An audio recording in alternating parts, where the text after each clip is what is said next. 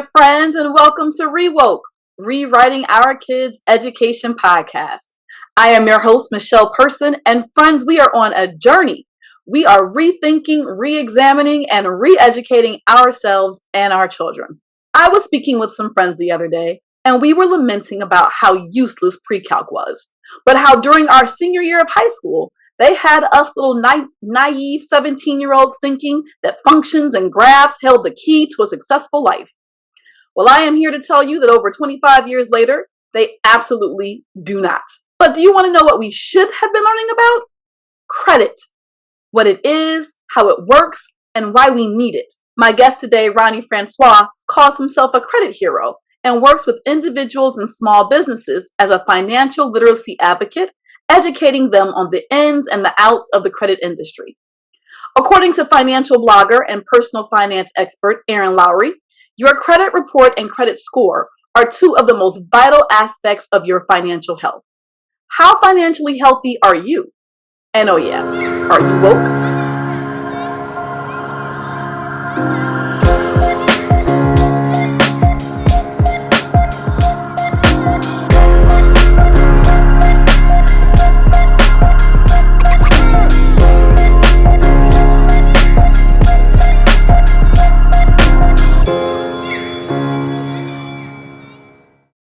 Society is becoming increasingly more dependent on credit to make purchases and other financial decisions. A good credit score is used for more than just getting a credit card or a loan. Credit scores demonstrate your history of paying your debts to entities that loan you money. But some employees are also beginning to run credit checks to see whether or not you can be trusted with company finances or other assets.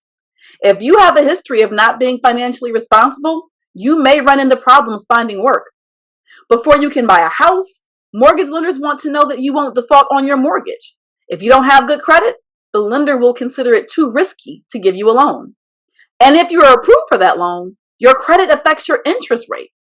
Interest rates directly impact your monthly mortgage payment or your car payment by increasing or decreasing the amount you are charged.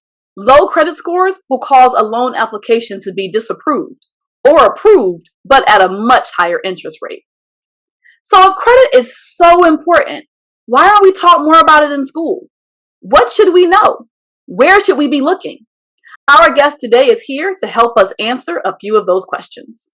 Rony Francios, thank you so much for being here with us today to talk about this important topic. Thank you. I definitely appreciate the opportunity.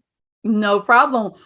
So can you tell the viewers or the listeners right now, give us a little bit before we delve into all the important information you have about financial literacy and, the importance of credit.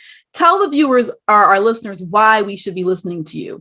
What's your background? How did you end up in teaching financial literacy and credit repair?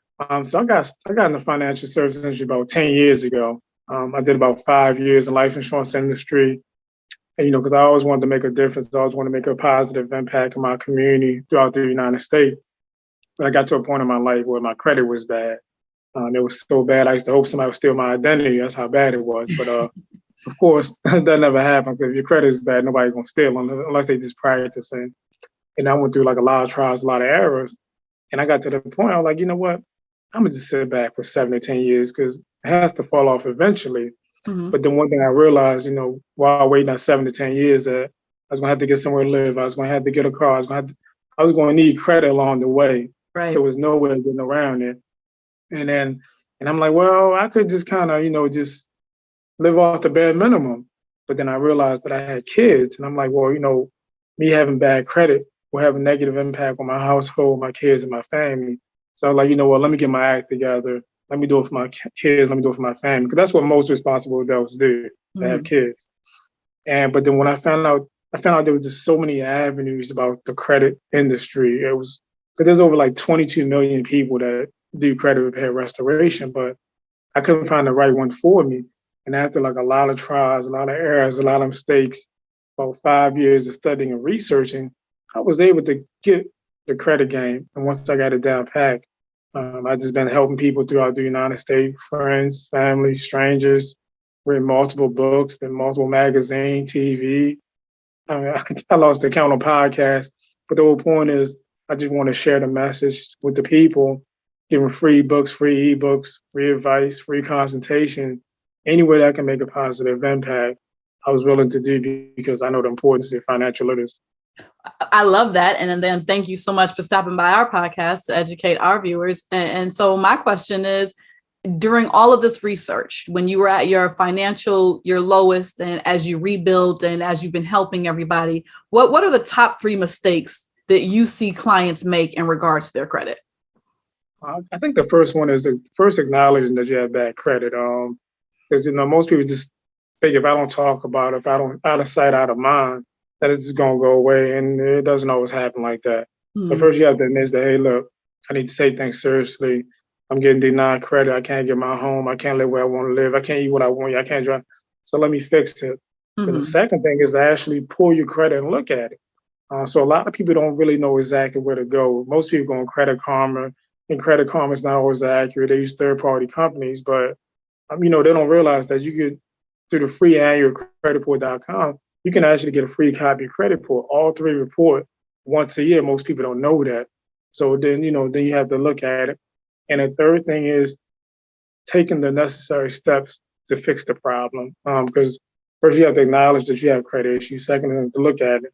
And the third thing is to realize that you need help with it. And there's like a million different ways that you can actually fix it or get help with it. So those are the top 3 things. Well, that actually goes right into my next question, because I think that a lot more people than I think that we care to admit recognize they have problems, but they just don't know how to at all address those issues. And it can become kind of overwhelming if you know there's an issue.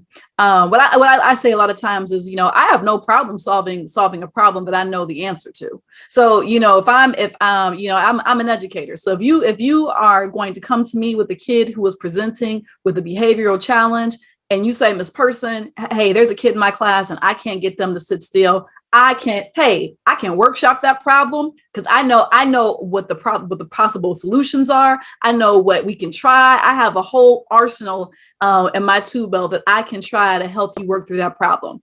But if the same teacher comes to me and says, hey, Person, there's a pipe that busts in my classroom. Can you help me? My answer is no. I cannot help you because I don't know anything about that. I'm going to back away slowly from your classroom and I'm going to avoid your classroom. I'm going to call my custodian. If my custodian doesn't come up, I'm going to pretend I'm going to pretend you didn't tell me that your pipe burst because I don't know how to handle that situation. And I think a lot of us, we have no problem attacking the problems head on that we understand. Credit is so mysterious and credit has so many different facets that many of us do not understand it. Therefore, we avoid it. And so I am wondering, in all the research that you did, what are some things, maybe 3 things that you've learned that you can share with us to help those of us who have no idea where to even begin? And you mentioned getting a copy of your credit report, and then taking the steps. But what are the steps, I guess, to help you start fixing your credit? The first step, once you pull your credit, is to analyze it, look for mistakes, incorrect information, derogatory items. But those stuff they're like a weight, they're holding you down. If you have a lot of negative items on your credit report, there's only so much you can do to build it up if you have all this weight holding you down. So let me interrupt you for just a second. So just so our listeners who aren't familiar, when you get a copy of your credit report, it's going to list all the debt that people have said over the years that you have owed. And the first thing that he's saying that you should do is go through it and make sure you recognize that debt. Because sometimes, and it doesn't happen a lot, but sometimes it does, sometimes debt will be attributed to you that you did not create. For case in point, I had a cousin who couldn't understand why her credit was so bad, pulled her credit report, her guardian, this happens all the time in Black families. Her guardian, who was with her, used her name to get utilities at a place where they once lived. Then didn't pay the bill. The guardian didn't care. Wasn't in her name. But when the young lady went to go get her own credit, she was falsely being accused of having bad credit for a bill that she didn't create. Had she not pulled her credit, she never would have known. So the first thing he's saying is after you look at your credit, make sure that all the debt there that they're saying that you owe is actually yours. Okay, go ahead, Rodney. What else should they be doing? And then before you even get to the debt part, you want to start at the very top, your personal information. Like you should only have one name, one address, one phone number. Because if you have multiple name, multiple address, previous address, when the credit bureaus, when they go verify information, they're going to compare it to those old addresses. So if you stay proactive, you delete those old addresses, when it's time for them to verify the information, it's going to make it a little harder for them to verify the information because those old addresses not on your credit report. So you want to start at the top, your personal information, and then you go to the collections account, charge off, derogatory item, and you want to tackle those items. And it depends on the item, if it's medical collection, charge off, or even hard inquiries. There's different ways you can tackle those. It just depends what's on it. So once you tackle those negative items, now you can add positive credit. The simplest way of adding positive credit is going on as an authorized user on somebody else's credit card. So if you have a family member that have great credit with awesome payment history, they put you on as authorized user. They don't have to give you a card. They just put you on. And in their positive history will actually show up on your credit report. But the thing is, if they do something bad on that report, it's going to have a negative impact on you too. That's why you have to get a responsible adult that has good credit. It's very, very important. And then, of course, credit repair, credit restoration, it's not an overnight process. Sometimes it takes time, depending on your credit situation. It's not abracadabra. If somebody promised you some abracadabra, they're doing something illegal. So you just have to, if you have bad credit for 10, 20, 30, 40 years, you can't expect to be fixed, in 3, 4, 5, 6 months. It's going to take some time. It's a process. Mm-hmm. I love what you said about the authorized user. That's one of the cheat codes that I think that a lot of people don't realize that they can use. I know I had both my grandmother before she passed and my mom that had they had 2 cards. My grandmother had a ton. She lived on her credit cards, but was very responsible with them. My mother has some credit cards that she has that are seasoned, what they call seasoned, meaning she's had them for a long time, and they're not major cards, they're store credit cards. But I remember when my mother added me as an authorized user to her Macy's and then her JCPenney's, though being added as a seasoned authorized user on those very well established lines, and they are not Visa, Amex, MasterCard, they're just seasoned store cards.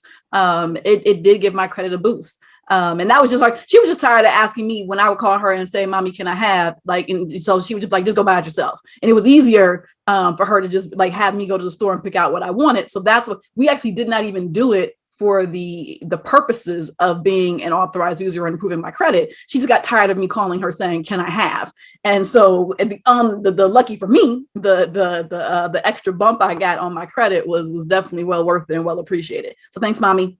So authorized users are definitely a great, well-kept secret in the world of credit restoration.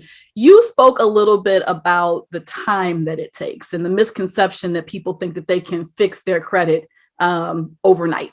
And I liked what you said, you have to understand, you've taken 10, 15 years mucking it up.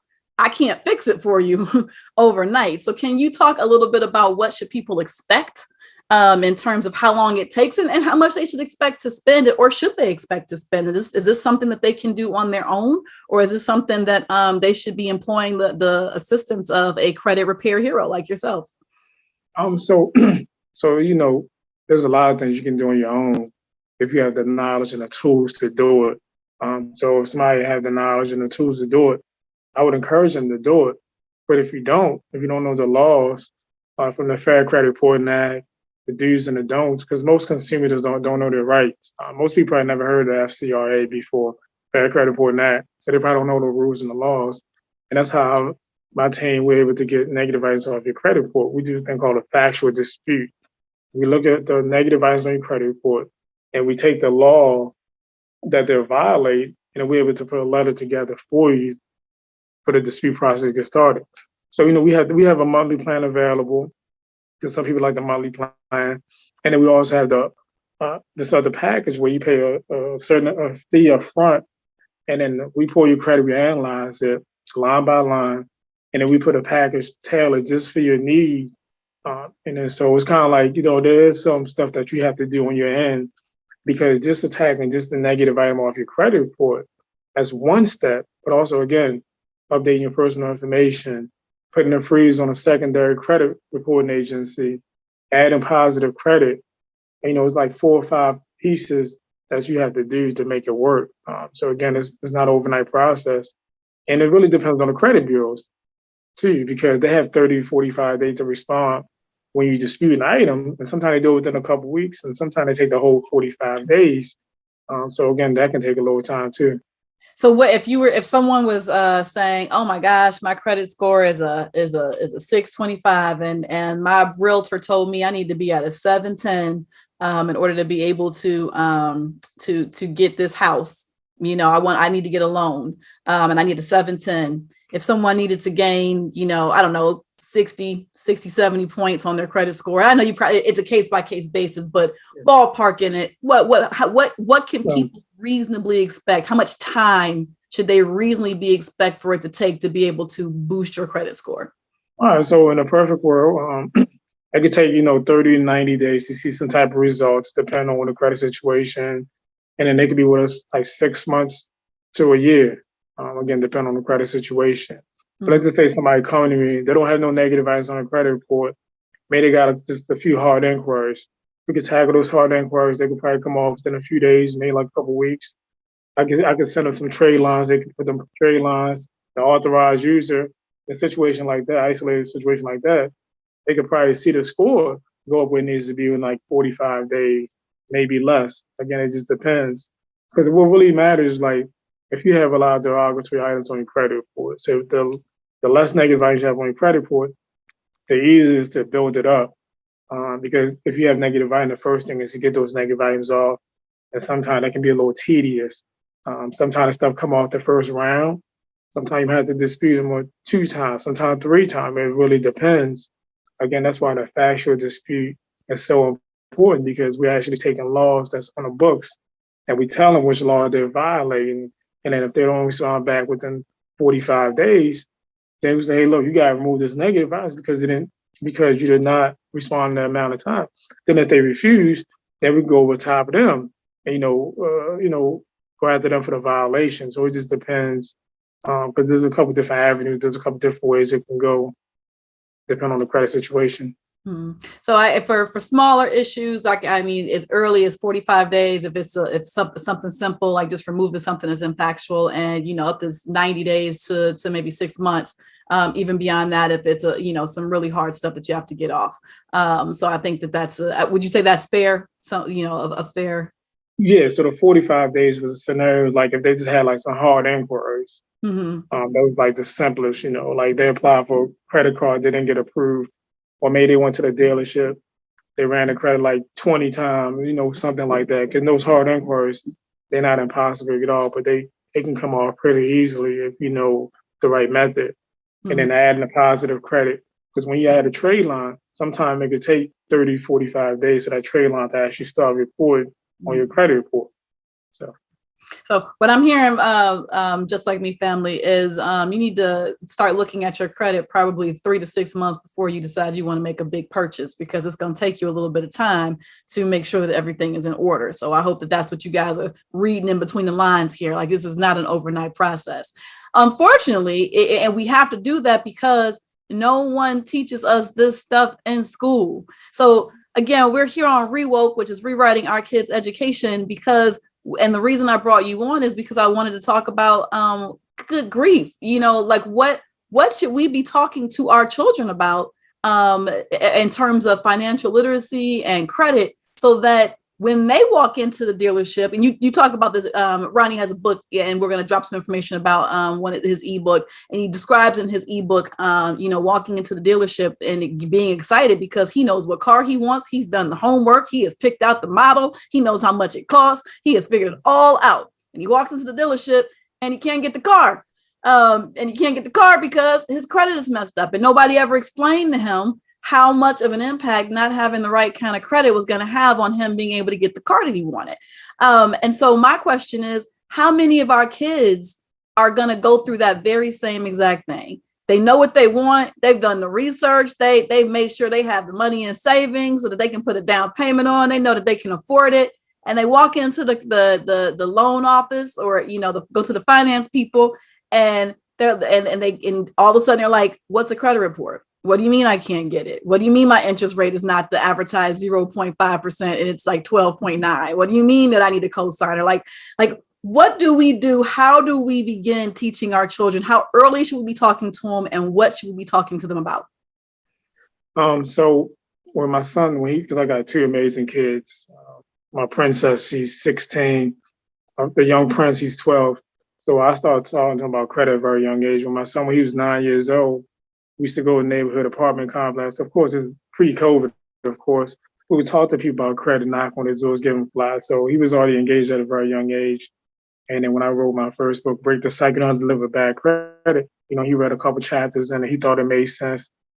At that time, my daughter, I think she was 15 at that time, she actually read it and she actually wrote me an essay, because I was like, hey, I need you to read this book. I need you to write me an essay on the book, because I want to make sure it was simple enough that she could understand it. And then I had some friends that's, like in the 30s, 40s, where one friend, she actually read the book. Within 6 months of just reading the book, she was able to, position herself, get a house. So my honest opinion is really depending on the kid, but I would say probably like 11 years old, because that was around the time that my son, started reading my book.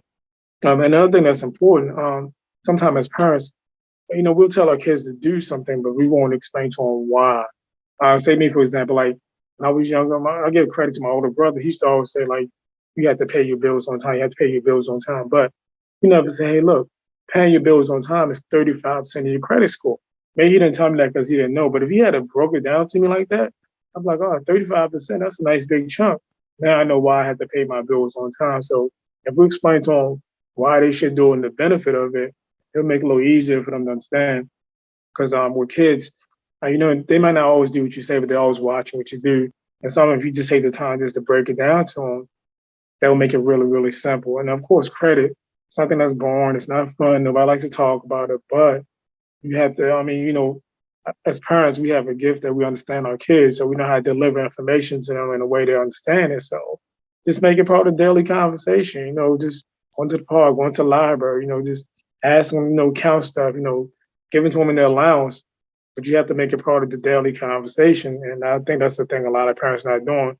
They will talk about it every now and then, but it's not like a regular thing at the dinner table or nightly thing. So you have to, if you make it part of the daily conversation, it will stick with them a little bit longer versus just mentioning like every, 5 or 6 years, or whenever the bill's due, or when we get the credit card bill, just make it part of daily conversation.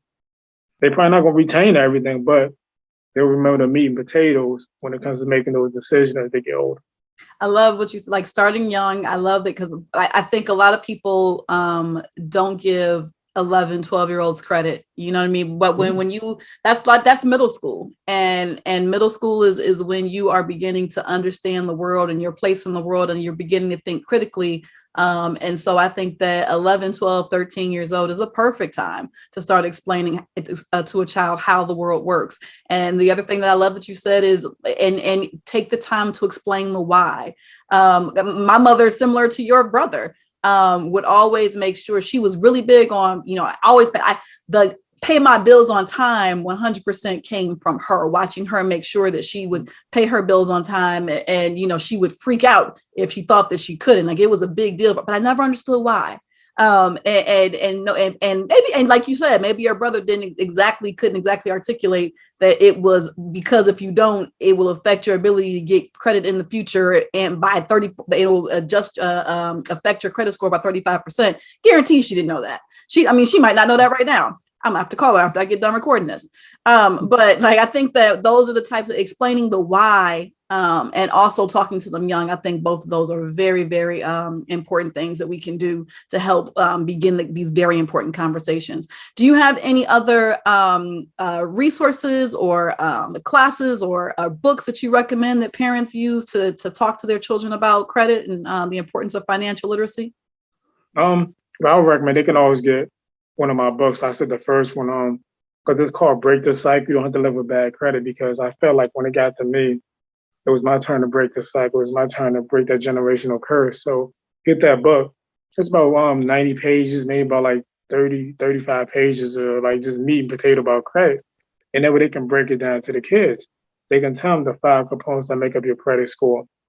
They can tell them, 30% is your credit velocity. They can tell them like little mini bites that as they get older, they'll retain those information.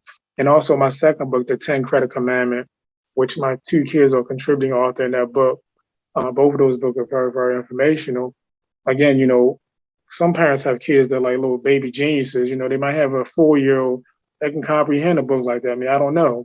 Kids are getting smarter and smarter. So it just depends on the parents. But I would definitely say get those books and, just break it down to them at their level of their understanding. And as they get older, they'll understand the book even better. Where can they find those books?